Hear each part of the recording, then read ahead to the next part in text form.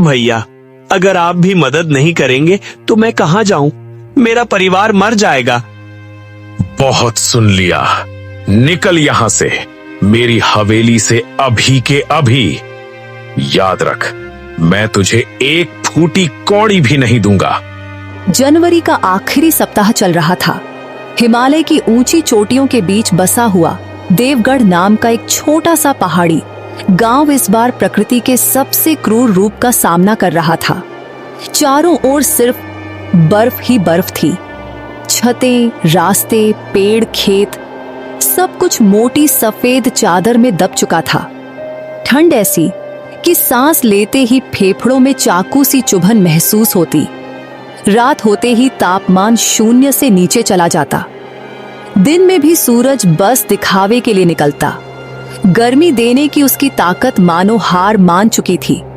देवगढ़ के लोग अपने अपने घरों में दुबके हुए थे। अलाव के पास बैठकर हाथ सेंकना अब भी किसी सौभाग्य से कम नहीं था। लेकिन इसी गांव में एक ऐसा घर भी था जहां अलाव तो दूर, चूल्हा तक नहीं जल रहा था।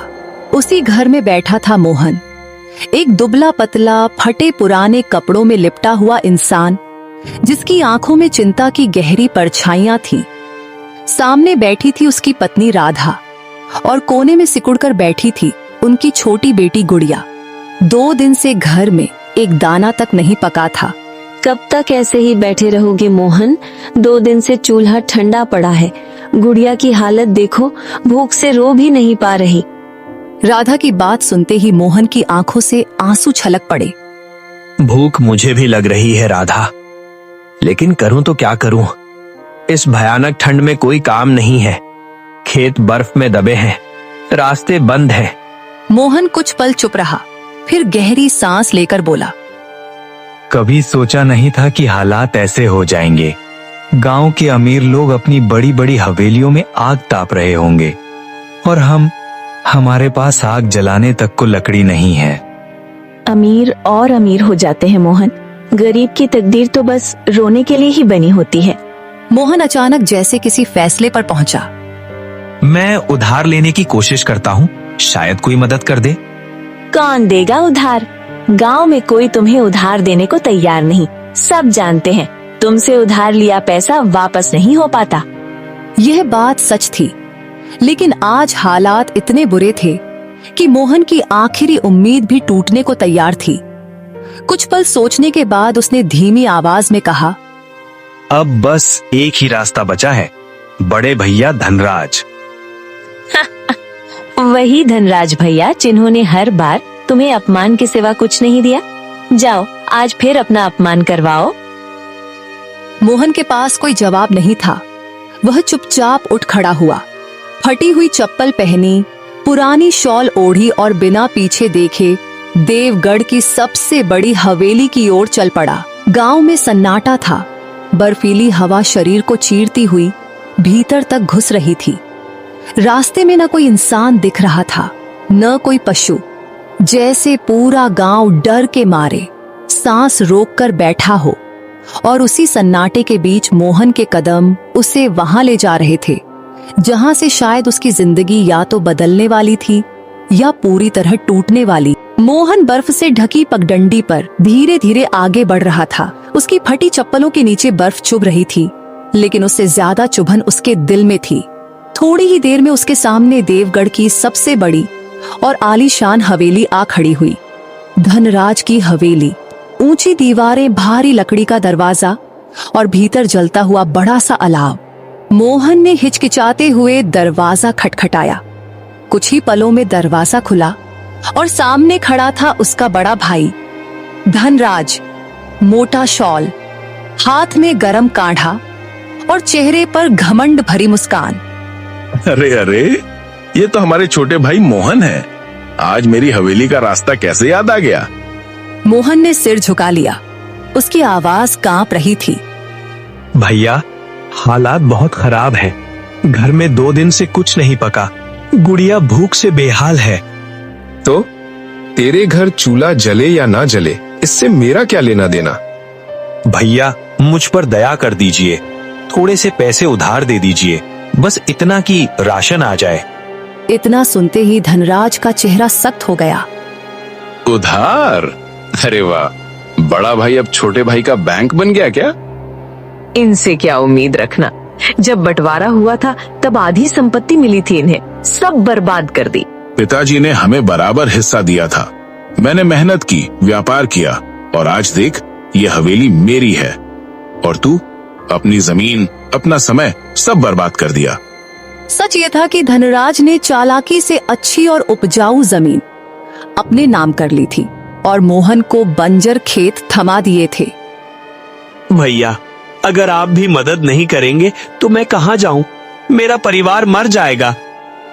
बहुत सुन लिया, निकल यहाँ से, मेरी हवेली से अभी के अभी। याद रख, मैं तुझे एक फूटी कौड़ी भी नहीं दूंगा। मोहन का सिर झुक गया, आंखों में आंसू थे, दिल में टूटन। वह बिना कुछ कहे चुपचाप हवेली से बाहर निकल आया। बर्फ अब पहले से भी ज्यादा ठंडी लग रही थी। हवाएं जैसे उसका मजाक उड़ा रही थीं। उसी समय देवगढ़ में एक खबर फैलने लगी, आज गांव में एक साधु आए हैं। साधु धीरे धीरे गांव की गलियों से गुजर रहे थे। साधारण वस्त्र, शांत चेहरा और थकी हुई आंखें। वह हर घर के सामने रुककर बस इतना कहते, बेटा पीने को थोड़ा सा पानी मिल जाएगा? बाबा, हमारे पास खुद खाने को कुछ नहीं, आगे बढ़ो। आप साधु हैं, ऊपर वाले ही आपकी मदद करेंगे। न भोजन मिला न पानी। थक हार कर साधु गांव के बाहर एक पुराने पीपल के पेड़ के नीचे बैठ गए। और ठीक उसी समय उधर से लौट रहा था टूटा हुआ, अपमानित मोहन। उसने साधु को देखा और रुक गया। बाबा, इस भयानक ठंड में आप यहाँ अकेले क्यों बैठे हैं? आप ठीक तो हैं? बेटा 3 दिन से कुछ खाया नहीं, प्यास भी बहुत लगी है। मोहन का दिल भर आया। उसके पास खुद कुछ भी नहीं था, फिर भी उसने बिना सोचे कहा, बाबा आप मेरे साथ घर चलिए। मेरे घर में भले ही रूखा सूखा हो, पर मैं आपको भूखा नहीं जाने दूंगा। साधु ने आंखें उठाकर मोहन को देखा। उनकी आंखों में आश्चर्य और करुणा दोनों थे। बेटा तू खुद बहुत गरीब लगता है, फिर भी मुझे अपने घर बुला रहा है।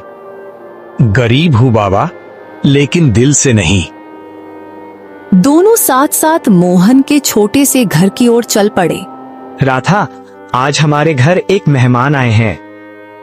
राधा ने साधु को देखा और बिना एक पल सोचे बोली, बाबा आप बैठिए। भले ही हमारे पास ज्यादा कुछ नहीं है, पर जो है वो आपका है। राधा रसोई में गई और 2 दिन पुरानी एक सूखी रोटी और थोड़ी सी सब्जी निकाल लाई। बाबा इससे बेहतर हम आपको कुछ नहीं दे सकते। बेटी तुम दोनों ने मेरी जान बचा ली। साधु ने जल्दी जल्दी भोजन किया। खाना खत्म होते ही उनके चेहरे पर एक अलग ही तेज आ गया। बेटा मोहन, तुम दोनों कोई साधारण इंसान नहीं हो। बाबा, कहीं हमसे कोई भूल तो नहीं हो गई? नहीं बेटा, बल्कि तुम मेरी परीक्षा में सफल हो गए हो। यह सुनते ही मोहन और राधा दोनों चौंक गए। मैं साधारण साधु नहीं हूँ। भगवान ने मुझे भेजा था ये देखने के लिए कि इस गांव में अभी इंसानियत जिंदा है या नहीं। साधु ने आंखें बंद की और अपना हाथ घुमाया। अचानक एक लाल रंग का तोता कमरे में प्रकट हो गया। हे भगवान, ये तोता कहाँ से आ गया? डरो मत, ये कोई साधारण तोता नहीं है। कल सुबह ये तोता तुम्हें जंगल ले जाएगा। वहाँ एक सुनहरा जादुई वृक्ष है। लेकिन बाबा, मैं तो अनपढ़ हूँ, मैं वहाँ क्या कर पाऊंगा? ज्ञान किताबों से नहीं, दिल से आता है बेटा। वहाँ तुम्हारी सच्चाई, धैर्य और दया की परीक्षा होगी। सफल हुए तो तुम्हें एक जादुई अंगूठी मिलेगी। याद रखना मोहन, लालच किया तो वही अंगूठी तुम्हारा अंत कर देगी। इतना कहकर साधु अचानक गायब हो गए। कमरे में सिर्फ सन्नाटा और वह लाल तोता बचा था। रात किसी तरह बीत गई। बर्फ अब भी गिर रही थी, लेकिन आसमान के रंग में हल्की सी नीली रोशनी उतरने लगी थी। मुर्गे ने अभी बांग भी नहीं दी थी कि मोहन की आंख खुल गई। उसने करवट बदली और देखा, वही लाल रंग का तोता चुपचाप उसके पास बैठा था। क्यों मोहन, जंगल चलने के लिए तैयार हो? मोहन घबरा गया।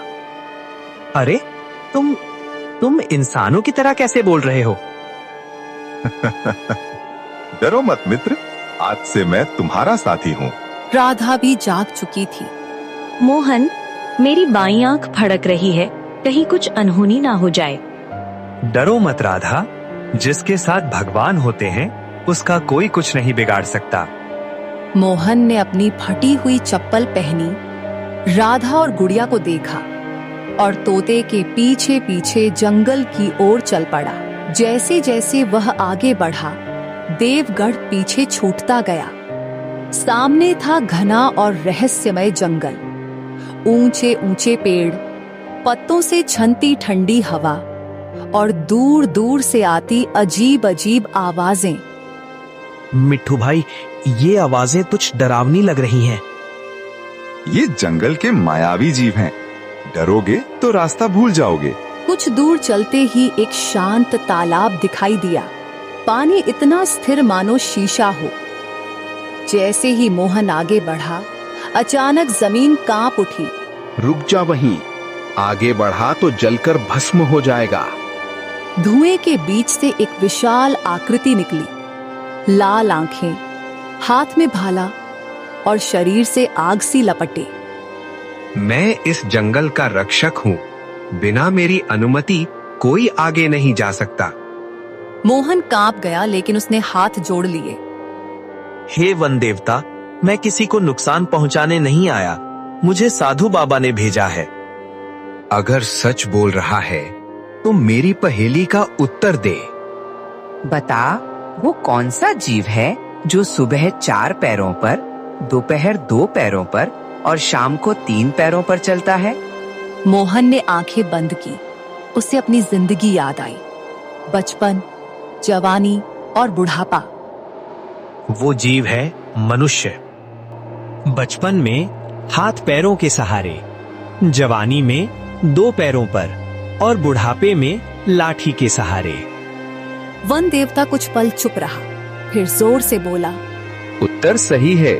याद रखना, ये जंगल लालची इंसानों को कभी माफ नहीं करता।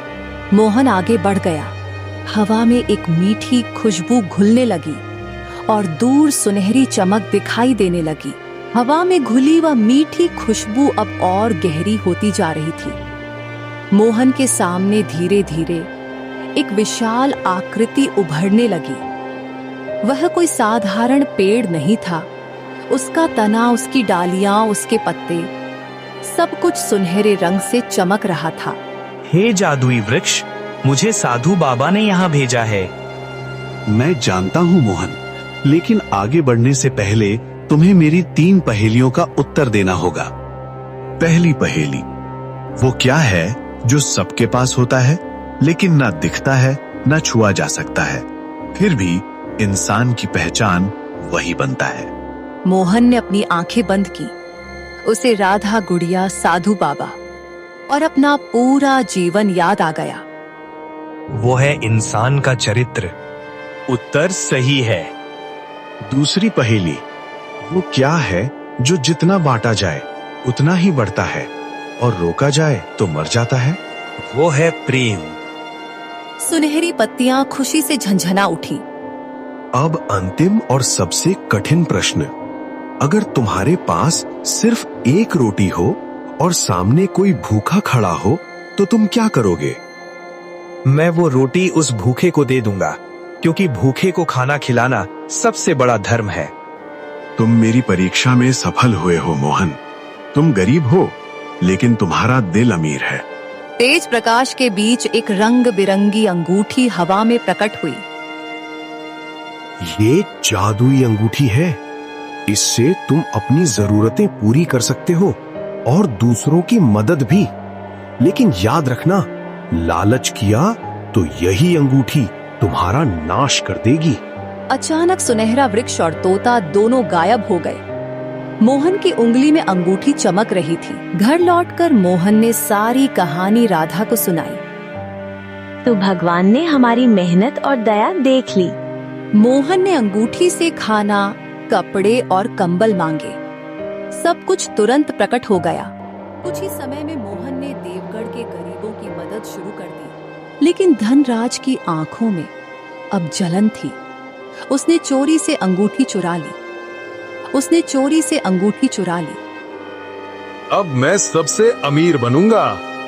जैसे ही उसने सोना मांगा, लालची मनुष्य, तू इस शक्ति के योग्य नहीं। आग भड़क उठी। धनराज की हवेली जलकर राख हो गई। लालच इंसान को अंधा बना देता है और सच्चाई उसे भगवान तक पहुंचा देती है।